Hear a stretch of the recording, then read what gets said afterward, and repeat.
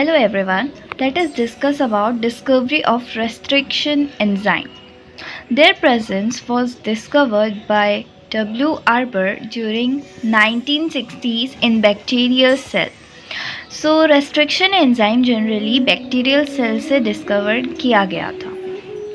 In bacteria, they function as a part of their defense mechanism called the restriction modification system. So in bacterias वहाँ पे एक restriction modification system होता है जो कि basically bacteria का एक डिफेंस मैकेनिज्म होता है. जैसे ह्यूमंस में होता है ना, लिम्फोसाइट्स फंक्शन करते हैं, बी लिम्फोसाइट्स, टी लिम्फोसाइट्स. ठीक उसी प्रकार से एक बैक्टीरिया के डिफेंस मैकेनिज्म को हम रेस्ट्रिक्शन मॉडिफिकेशन सिस्टम कहते हैं, जिसमें से हमने रेस्ट्रिक्शन एंजाइम्स को एक्सट्रैक्ट किया था. तो आओ let us discuss about RM system. So यहाँ पे बेसिकली दो कंपोनेंट्स होते हैं. एक पहला होता है रेस्ट्रिक्शन कंपोनेंट, दूसरा होता है मॉडिफिकेशन कंपोनेंट.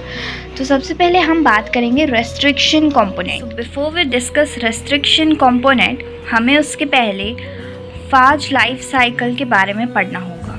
यहाँ पे फाज का मतलब है बैक्टीरियोफाज, बैक्टीरियोफेज, या हम उसे बैक्टीरियोफाज या बैक्टीरियोफेज कहते हैं. So this is a structure of bacteriophage. So virus जो बैक्टीरिया में डिजीज़ कॉज कर सकते हैं, ठीक है, जो वायरस बैक्टीरिया को इन्फेक्ट करते हैं, उन्हें हम बैक्टीरियोफाज कहते हैं. Basically in a phase life cycle, bacteriophage सबसे पहले बैक्टीरिया को इन्फेक्ट करने के लिए उसके ऊपर सेटल डाउन हो जाता है, जिसे हम कहते हैं एड्सॉर्प्शन, यानी कि उसके सरफेस यानी उसके प्लाज्मा मेम्ब्रेन से वो अटैच हो जाता है. एंड देन वो अपना जो DNA मटेरियल है, जो भी उस बैक्टीरियोफाज का DNA या RNA है, वो उसको बैक्टीरिया के अंदर इंजेक्ट कर देता है, जिसे हम कहेंगे injection. And after injecting it's DNA material, हम इसे घोस्ट का नाम देते हैं. उसके बाद बैक्टीरिया के अंदर ये DNA मटेरियल खुद को रेप्लिकेट करता है, ठीक है, अपने नंबर को इंक्रीज़ करता है.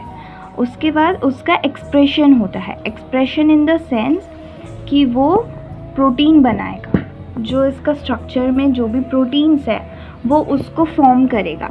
As we can see here, ये DNA मटेरियल के साथ साथ यहाँ पे कुछ और भी बन रहा है एक बैक्टीरिया सेल के अंदर. उसके बाद असेंबली ऑफ फाब पार्टिकल्स होगा, या फिर असेंबली ऑफ फाज पार्टिकल्स होगा, यानी कि वहाँ पे असेंबल होके वो एक नया वायरस का असेंबली क्रिएट कर देंगे. उसके बाद lysis of host and release हो जाता है, यानी कि ये वायरस जब रेडी हो जाते हैं तो ये बैक्टीरियल सेल्स को लाइसिस करते हैं, यानी उनको डिस्ट्रॉय कर देते हैं, यानी कि बैक्टीरिया का जो प्लाज्मा मेम्ब्रेन है उसको फाड़ के वो बाहर आ जाते हैं.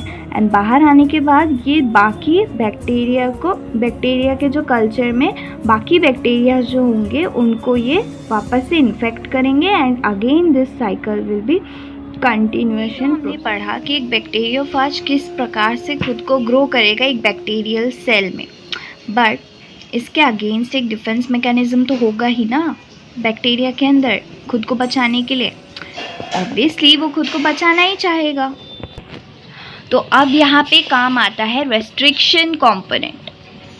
सो रेस्ट्रिक्शन कंपोनेंट यानी रेस्ट्रिक्शन एंजाइम जो होते हैं वो portion protect bacteria by restricting the propagation of any external DNA like phage DNA inside their cell. अब देखो रेस्ट्रिक्शन एंजाइम किस प्रकार से एक बैक्टीरियल सेल को बचाता है. So this is a ghost. इसने अपना बैक्टीरियोफाज ने अपना DNA एक बैक्टीरियल सेल में डाल दिया है. सो ये घोस्ट बन गया. नाउ ये ट्राई करेगा खुद को रेप्लिकेट करने का, ठीक है, but this is the external DNA. सो जैसे ही एक्सटर्नल DNA आया, जो बैक्टीरियल क्रोमोजोम है, ठीक है, बैक्टीरिया का खुद का भी क्रोमोजोम होगा, वो क्या करेगा, रेस्ट्रिक्शन एंजाइम प्रोड्यूस करेगा.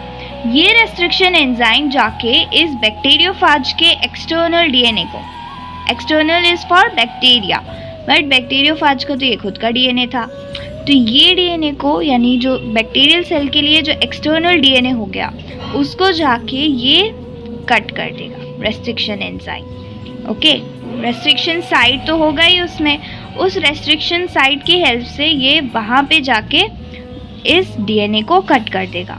इससे क्या होगा, बैक्टीरियल डीएनए जो है, बैक्टीरियल क्रोमोसोम जो है वो सेफ रहेगा। अब बात ये आती है कि ज़रूरी तो नहीं कि इस एंजाइम का सिर्फ और सिर्फ इसी रेस्ट्रिक्शन साइट सिर्फ इसी डीएनए में हो, इसमें भी तो हो सकता है, राइट। इसमें होने के लिए अब क्या होगा, अब इसको प्रोटेक्ट करना पड़ेगा खुद के डीएनए को, ताकि इससे जो रेस्ट्रिक्शन एंजाइम बना वो सिर्फ एक्सटर्नल डीएनए पे काम करे, इसके खुद के डीएनए को हार्म ना करे। Component which cuts all foreign DNA molecules in bacteria is called as restriction component. Okay, can also cut bacterial chromosome, hence required modification component. इस डायग्राम के थ्रू देखें अगर, तो ये डीएनए था, रेस्ट्रिक्शन एंजाइम्स प्रोड्यूस हुए, ये ग्रीन कलर से जो मैंने शो किया ये रेस्ट्रिक्शन एंजाइम्स है। अब ये रेस्ट्रिक्शन एंजाइम तो दोनों कंपोनेंट, दोनों डीएनए के कंपोनेंट्स पे अटैक करेगा, ऑलराइट। तो दोनों का ही फ्रैगमेंट्स हो जाएगा, ठीक है, जो कि कभी होता नहीं ऑब्वियसली, क्योंकि मॉडिफिकेशन कंपोनेंट भी होता है present. Now let us discuss about modification component. Methylases, the enzyme which is used in modification component, so protect bacteria own DNA from action of the restriction enzyme by modifying it with the addition of methyl groups to some of the bases, usually within the sequence recognized by the concerned restriction enzyme. Alright, अब इसको समझते हैं। तो मेथाइलेसिस enzyme क्या करता है, bacterial DNA को खुद के रेस्ट्रिक्शन एंजाइम से प्रोटेक्ट करता है। कैसे, वो मिथाइल ग्रुप्स को ऐड कर देता है उन कुछ बेसिस में जो कि प्रेजेंट होते हैं उस रेस्ट्रिक्शन एंजाइम के रिकॉग्निशन साइट पे। ऑलराइट, समझ में नहीं आया, एक डायग्राम के हेल्प से समझते हैं। See this is my modification component diagram. Okay, diagram की हेल्प से याद करने में बहुत इजी होता है, दैट्स वाई मैंने अपने नोट्स में डायग्राम्स को इंक्लूड किया था। एंड ऑब्वियसली हमारे सर भी डायग्राम की हेल्प से ही पढ़ाते थे ताकि बच्चों को जल्दी याद हो जाए। सो सी, मॉडिफिकेशन कंपोनेंट में क्या होगा, बैक्टीरियल क्रोमोसोम जो है, ठीक है, वो जैसे ही रेस्ट्रिक्शन एंजाइम प्रोड्यूस करेगा, साथ में वो मिथाइलेज एंजाइम को भी प्रोड्यूस करेगा, जो क्या करेगा, methylation of host DNA. Suppose ये मेरा बैक्टीरियल डीएनए था, ओके, ये मेरा बैक्टीरियल डीएनए में ये मिथाइल ग्रुप को ऐड कर देगा। कौन सी जगह पे, जहाँ पे उस रेस्ट्रिक्शन एंजाइम का रिकॉग्निशन साइट प्रेजेंट होगा, जहाँ से वो रेस्ट्रिक्शन एंजाइम उस डीएनए की तरफ अट्रैक्ट होके उसे फ्रैगमेंट कर देता, ठीक है, फ्रैगमेंटेशन कर देता उस डीएनए का, उस पोजीशन पे जाके मेरा मिथाइल ग्रुप ऐड हो जाएगा। किसकी मेहरबानी है, मिथाइलेज एंजाइम की, ठीक है।